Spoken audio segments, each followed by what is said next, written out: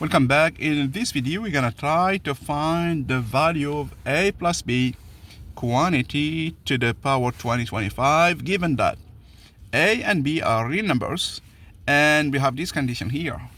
A plus the square root of a squared plus 1 times the quantity b plus the square root of b squared plus 1 is 1. And we want to find this sum here. It seems that we have to find a and b and add them to get 2025. Raise it to 2025 and find the sum. Sometimes we don't need to compute a and b explicitly and get the sum.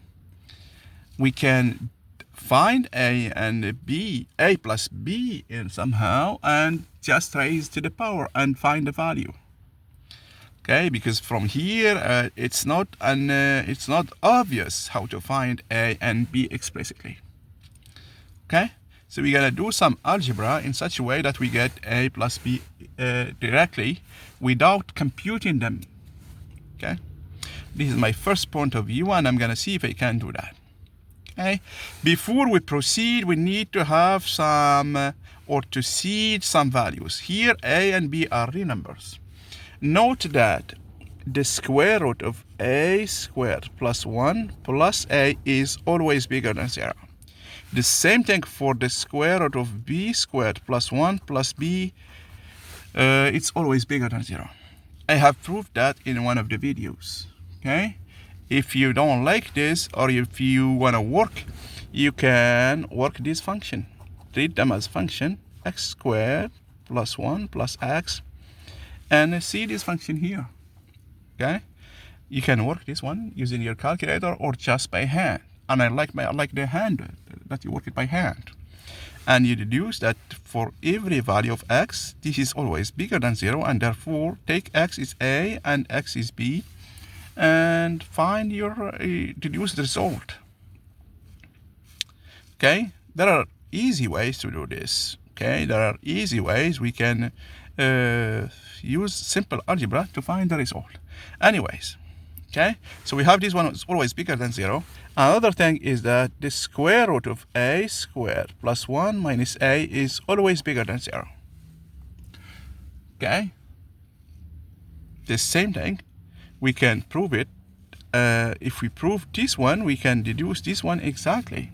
Okay, a quick way if we want to use just simple algebra is that note that here you can take a to the other side and square both sides, or you can say that 1 is bigger than 0, always true, and if you add x squared to both sides, you're gonna get x squared plus 1 is bigger than x squared.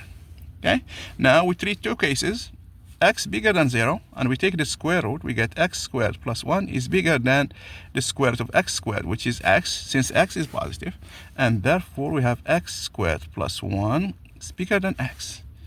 Okay, this means that the square root of x squared plus 1 minus x is always bigger than 0. If x is negative, this is always defined, and this is positive. Therefore, this is always positive. Okay? Okay, now we have this one. We also have the square root of b squared plus 1 minus b is always bigger than 0. Okay, now we have these two results. We can use the conjugate of each one to get what we need. Okay, what conjugate and how can we define it in this case? Okay, note that this quantity is positive. So the conjugate of the square root of a squared plus 1 minus a, its conjugate is the square root of a squared plus 1 plus a. And the conjugate of b is the square root of b squared plus 1 plus b. Remember the property of the conjugate. What do we mean when we say that two numbers are conjugate of each other? Okay, so now we have this result here, which is positive. So we have the square root of a squared plus 1 minus a. So if I multiply by the conjugate, and I do that by multiplying the top and bottom by the same number. So I have a squared plus 1 minus a. So I'll multiply by the conjugate, a squared plus 1 plus a, and I divide by the conjugate. And this is why I said we need to have this one positive. This is why I said this, okay? Because we don't want to divide by a 0. That's something that can give us a 0. This is never 0, okay? So this is the key.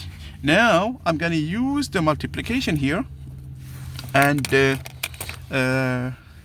for those of you who don't remember, this is just x minus y times x plus y, which is x squared minus y squared. X is this one, and y is this one. So x is the square root of a squared plus 1, and y is just a. So I'm going to get x squared is this one here. So I'm going to get a squared plus 1 minus a squared over the square root of a squared plus 1 plus a. So here I'm going to get 1 over the square root of a squared plus 1 plus a. Okay, remember, this is what we get here. The same thing for b. Now, the same thing for b, we're going to get the square root of b squared plus 1 minus b. It's going to be, you do the same thing here, exactly. So you're going to get the square root of, you're going to get, okay, let me do it. So it might not seem obvious to some of you. So here, this is my number. So I'm going to multiply by the conjugate and divide by the conjugate. Okay? So here, this is positive. I use the algebra rule, this one here. So I'm going to get 1 over the square root of b squared plus 1 plus b. Okay? So now we have these two. Since I have these two now, so what do I have? If I add these two, I'm going to get the square root of a squared plus 1 plus the square root of b squared plus 1 minus a plus b.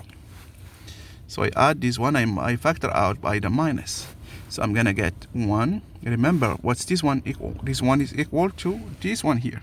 So I'm going to get 1 over the square root of a squared plus 1 plus a plus this one here, which is 1 over the square root over b squared plus 1 plus b.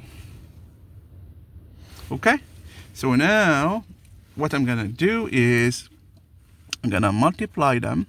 I'm going to get, here, if I multiply, I'm going to get the square root.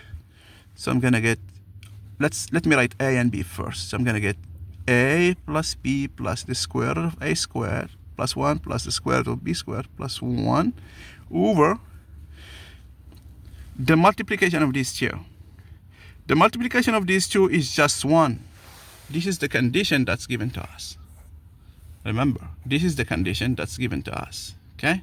So here, I'm not going to write it down. This is 1.